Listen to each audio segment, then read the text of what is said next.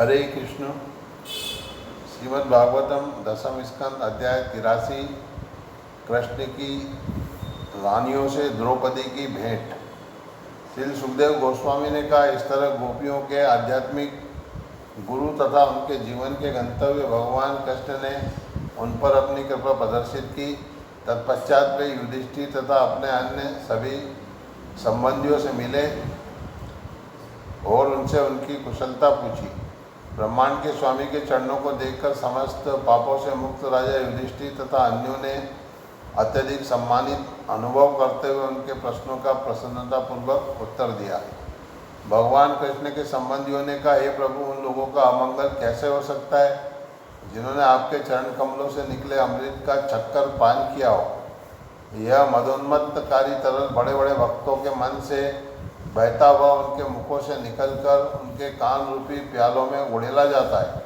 यह देहधारी जीवात्माओं द्वारा अपने शरीर के बनाने वाले के प्रति विस्मृतियों को विनष्ट करता है।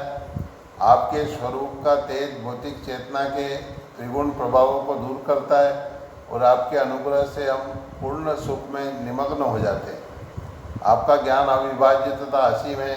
अपनी योग माया शक्ति से आपने उन वेदों की रक्षा करने के लिए यह मानव रूप धारण किया है जो काल क्रम से संकटग्रस्त हो गए थे। हे पूर्ण संतों के चरम लक्ष्य, हम आपके समक्ष नतमस्तक हैं। ऋषिवर श्री सुखदेव गोस्वामी ने कहा, जब युधिष्ठिर तथा अन्य लोग महापुरुषों में शिरोमणि भगवान कृष्ण की इस तरह प्रशंसा कर रहे थे तो अंधक तथा कौरव वंश की महिलाएं एक दूसरे से मिली और तीनों लोकों में गाई जाने वाली गोविंद विषयक कथाओं की चर्चा करने लगी। कृपया सुनो, क्योंकि मैं तुमसे इनका वर्णन करने जा रहा हूँ। श्री द्रौपदी ने कहा, हे वेदर्भी, हे भद्रा, हे जाम्बवती, हे कौशला, हे सत्यभामा, हे कलिंदी, हे शैब्या, रोहिणी, लक्ष्मणा तथा कृष्ण की अन्य पत्नियों, कृपा करके मुझे बतलाइए कि भगवान अच्युत ने किस तरह अपनी योग शक्ति से इस संसार की रीति का अनुकरण करते हुए आप में से हर एक से विवाह किया। श्री रुक्मणी ने कहा, जब सारे राजा अपने अपने धनुष लिए यह आश्वासन देने के लिए तैयार खड़े थे कि शिशुपाल को मैं अर्पित कर दी जाऊं, तो अजय योद्धाओं के सिरों पर अपनी चरण धूलि रखने वाले ने उनके बीच में से उसी तरह मेरा हरण कर लिया, जिस तरह एक सिंह अपने शिकार को बकरियों तथा भेड़ों के बीच से बलपूर्वक ले जाता है। मैं चाहूँगी कि लक्ष्मीधाम भगवान कृष्ण के उन पाँवों की पूजा मुझे करने को मिले। श्री सत्यभामा ने कहा, मेरे पिता का हृदय अपने भाई की हत्या से दुखित था, इसलिए उन्होंने भगवान कृष्ण को इस अपराध के लिए दोषी ठहराया। भगवान ने अपने यश पर लगे इस धब्बे को मिटाने के लिए रीछों के राजा को हराया और स्यमंतक मणि वापस लेकर उसे मेरे पिता को लौटा दिया। अपने अपराध के फल से भयभीत मेरे पिता ने मुझे भगवान को प्रदान कर दिया, यद्यपि मुझे अन्यों को दिए जाने का वागदान किया जा चुका था। श्री जाम्बवती ने कहा, यह न जानते हुए कि भगवान कृष्ण उन्हीं के स्वामी तथा आराध्य देवी सीता के पति हैं, मेरे पिता उनके साथ 27 दिनों तक युद्ध करते रहे। अंत में जब मेरे पिता को ज्ञान हुआ और उन्होंने प्रभु को पहचाना तो उन्होंने उनके चरण पकड़ लिए और मुझे तथा स्यमंतक मणि दोनों को आदर के प्रतीक रूप में अर्पित कर दिया। मैं तो प्रभु की दासी मात्र हूँ। श्री कालिंदी ने कहा, भगवान जानते थे कि मैं इस आशा से कठिन तपस्या कर रही हूँ कि एक दिन मुझे उनके चरण कमल स्पर्श करने को मिलेंगे। अतः वे अपने मित्र के साथ मेरे पास आए और मेरा पानी ग्रहण किया। अब मैं उनके महल को गुहारने वाली दासी के रूप में लगी रहती हूँ। श्री मित्रविंदा ने कहा, मेरे स्वयंवर समारोह में आगे बढ़ाए वहाँ पर उपस्थित सारे राजाओं को, जिनमें उनका अपमान करने का दुस्साहस करने वाले मेरे भाई भी थे, हरा दिया और मुझे उसी तरह उठा ले गए जिस तरह सिंह कुत्तों के झुंड में से अपना शिकार उठा ले जाता है। इस तरह लक्ष्मी निवास भगवान कृष्ण मुझे अपनी राजधानी में ले आए। मैं चाहती हूँ कि मुझे जन्म जन्मांतर उनके चरण धोने की सेवा करने का अवसर मिलता रहे। श्री सत्या ने कहा, मेरे पिता ने मेरे साथ पानी ग्रहण के इच्छुक राजाओं के पराक्रम की परीक्षा लेने के लिए घातक पेनों सींगे वाले 7 अत्यंत बलशाली तथा जोशीले सांडों की व्यवस्था की। यद्यपि ये सांड अनेक वीरों के मिथ्या गर्व को चूर चूर कर चुके थे, किंतु भगवान कृष्ण ने बिना प्रयास के ही उन्हें वश में करके बांध लिया। जिस तरह बच्चे खेल खेल में बकरी के बच्चों को बांध लेते हैं, इस तरह उन्होंने मुझे अपने शौर्य के बल पर मोल ले लिया। तत्पश्चात वे मेरे मार्ग में विरोध करने वाले सारे राजाओं को हराते हुए मुझे मेरी दासियों तथा चतुरंगिणी सेना समेत ले आए। मेरी यही अभिलाषा है कि उन प्रभु की सेवा करने का अवसर मुझे प्राप्त होता रहे।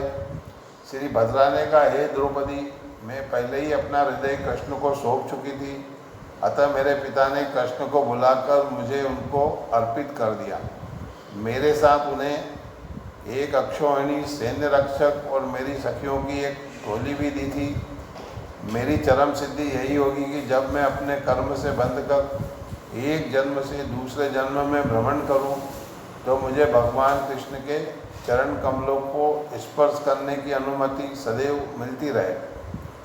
श्री लक्ष्मणा ने कहा, हे रानी, मैंने नारद मुनि को भगवान अच्युत के अवतारों तथा कार्यों की बारंबार महिमा गाते सुना, और इस तरह मेरा मन भी उन्हीं भगवान मुकुंद के प्रति आसक्त हो गया। दरअसल हरे कृष्ण। दरअसल देवी पद्महस्ता ने विविध लोकों पर शासन करने वाले बड़े बड़े देवताओं को तिरस्कृत करके काफ़ी ध्यानपूर्वक विचार करने के बाद उन्हें अपने पति के रूप में चुना है। मेरे पिता बृहस्पति स्वभाव से अपनी पुत्री के ऊपर अनुकंपावान थे, और ये साथ भी यह जानते हुए कि मैं कैसा अनुभव कर रही हूँ, उन्होंने मेरी इच्छा पूरी करने की व्यवस्था कर दी। हे रानी, जिस तरह आपके स्वयंवर समारोह में एक मछली का प्रयोग लक्ष्य के तौर पर यह निश्चित करने के लिए हुआ था कि आप अर्जुन को पति रूप में पा सकें, उसी तरह मेरे स्वयंवर में भी एक मछली का ही प्रयोग हुआ, किंतु मेरे संबंध में यह मछली चारों ओर से ढक दी गई थी और नीचे रखे जलपात्र में इसका प्रतिबिंब ही देखा जा सकता था। यह सुनकर बाण चलाने तथा अन्य हथियारों में के उपयोग में दक्ष हजारों राजा सभी दिशाओं से अपने सैन्य शिक्षकों के साथ मेरे पिता के नगर में एकत्र हुए। मेरे पिता ने हर राजा को उसके बल तथा वरिष्ठता के अनुसार उचित सम्मान दिया, तथा जिन लोगों के मन मुझ पर टिके थे, उन्होंने अपना धनुष बाण उठाया और सभा के मध्य एक एक करके लक्ष्य को भेदने का प्रयत्न करने लगे। उनमें से कुछ ने धनुष उठाया, किंतु उसकी डोरी नहीं चढ़ा सके, अतएव हताश होकर उन्होंने उसे एक ओर फेंक दिया। कुछ ने धनुष की डोरी को धनुष के एक सिरे तक तो खींच लिया, किंतु इससे धनुष पीछे उछला और उन्हें ही जमीन पर पटक दिया। कुछ वीर यथा जरासंध, शिशुपाल, भीम, दुर्योधन, कर्ण तथा अम्बष्ट राज धनुष पर डोरी चढ़ाने में सफल तो रहे, किंतु इनमें से कोई भी लक्ष्य को ढूंढ नहीं सका। तब अर्जुन ने जल में मछली की परछाई की और देखा और उसकी स्थिति निर्धारित की, किंतु जब उसने सावधानी से उस पर अपना बाण छोड़ा तो वह लक्ष्य को भेद नहीं पाया, अपितु मात्र उसका स्पर्श करके निकल गया। जब सारे दम्भी राजाओं का घमंड चूर चूर हो गया और उन्होंने यह प्रयास त्याग दिया, तो पूर्ण पुरुषोत्तम भगवान ने धनुष उठाया, आसानी से डोरी चढ़ाई और उस पर बाण स्थिर किया। जब सूर्य अभिजीत नक्षत्र में आया, तब उन्होंने जल में मछली को केवल एक बार देखा और फिर उसे बाण से भेद कर जमीन पर गिरा दिया। आकाश में धुंदुभियाँ बजने लगी और पृथ्वी पर लोग जय जय की ध्वनि करने लगे। देवताओं ने अति प्रसन्न होकर फूल बरसाए। हरे कृष्णा कृष्ण कृष्ण हरे हरे, हरे राम राम राम हरे हरे, हरे कृष्ण कृष्ण कृष्ण हरे हरे, हरे राम राम राम हरे हरे।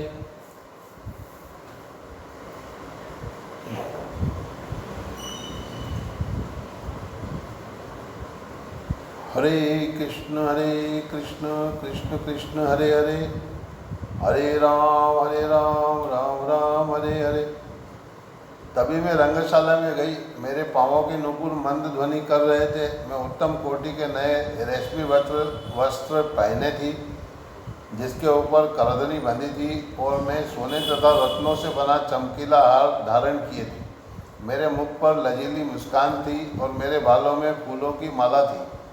मैंने अपना सिर उठाया, जो मेरे प्रचुर बालों के गुच्छों तथा मेरे गालों से परावर्तित मेरे कुंडलों की चमक के तेज से गिरा था। मैंने शांत भाव से मंदहास के साथ इधर उधर दृष्टि फेरी। तब चारों ओर सारे राजाओं को देखते हुए मैंने धीरे से हार को मुरारी के कंधों पर डाल दिया, जिन्होंने मेरे मन को हर रखा था।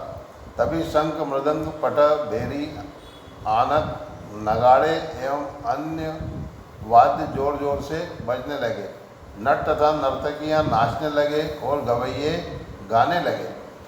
हे द्रौपदी, मेरे द्वारा भगवान का चुना जाना प्रमुख राजाओं को सहन नहीं हो सका। वे कामातुर होने के कारण लड़ने झगड़ने लगे। तत्पश्चात भगवान ने मुझे 4 अति उत्तम घोड़ों से खींचे जाने वाले अपने रथ में बिठा लिया। अपना कवच पहनकर तथा अपना श्रांत धनुष तैयार करके वे रथ पर खड़े हो गए और युद्ध भूमि में उन्होंने अपनी 4 भुजाएं प्रकट की। हे रानी, सारथी दारुक राजाओं के देखते देखते भगवान के सुनहरे किनारों वाले रथ को उसी तरह आग ले गया, जिस तरह छोटे छोटे पशु निस्सहाय होकर सिंह को देखते रह जाते हैं। राजाओं ने भगवान का पीछा किया, जिस तरह सिंह का पीछा गांव के कुत्ते करते हैं। कुछ राजा अपने धनुष उठाए हुए उन्हें जाने से रोकने के लिए मार्ग में आ डटे। ये योद्धा भगवान के श्रांत धनुष द्वारा छोड़े गए बाणों से अभिभूत हो गए। कुछ राजाओं की भुजाएं, टांगे तथा गर्दनें कट गई और वे युद्ध भूमि में गिर पड़े। शेष लड़ना छोड़कर भाग गए।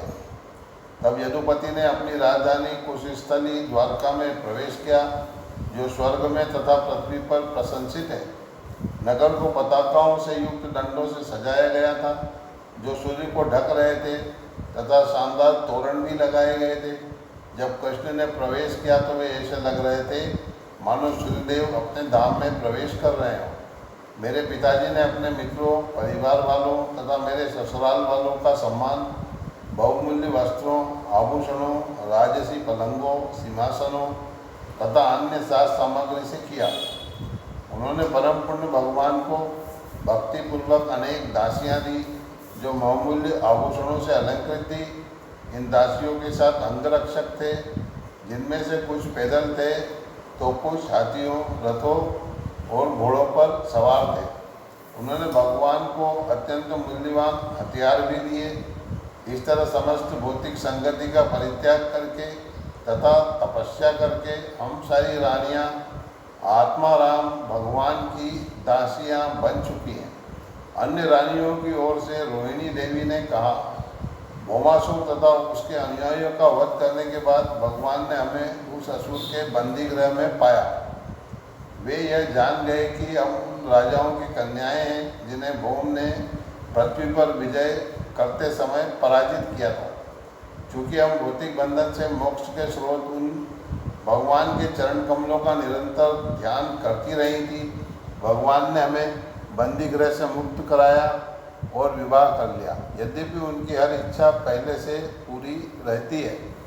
हे साध्वी, हमें पृथ्वी पर शासन, इंद्र का पद, भोग की असीम सुविधा, योग शक्ति, ब्रह्मा का पद, अमरता या भगवत धाम प्राप्त करने की भी इच्छा नहीं है। हम केवल इतना ही चाहती हैं कि भगवान कृष्ण के उन चरणों की यशस्वी धूल को अपने सिर पर धारण करें, जो उनकी प्रीतमा के कुमकुम की सुगंधि से युक्त है। हम भगवान के चरणों का वही स्पर्श चाहती हैं जो ब्रज की तरुणियों, ग्वाल वालों तथा आदिवासी पुलिंद स्त्रियां चाहती है। वह है भगवान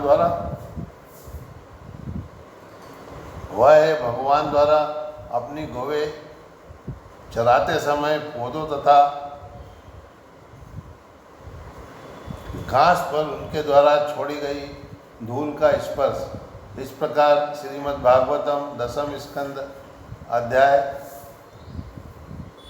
83 कृष्ण की रानियों से द्रौपदी की भेंट नामक अध्याय के भक्ति वेदांत श्लोकार्थ पूर्ण हुए। हरे कृष्ण कृष्ण कृष्ण हरे हरे, हरे राम राम राम हरे हरे, हरे कृष्ण कृष्ण कृष्ण हरे हरे, हरे राम राम राम हरे हरे, हरे कृष्ण।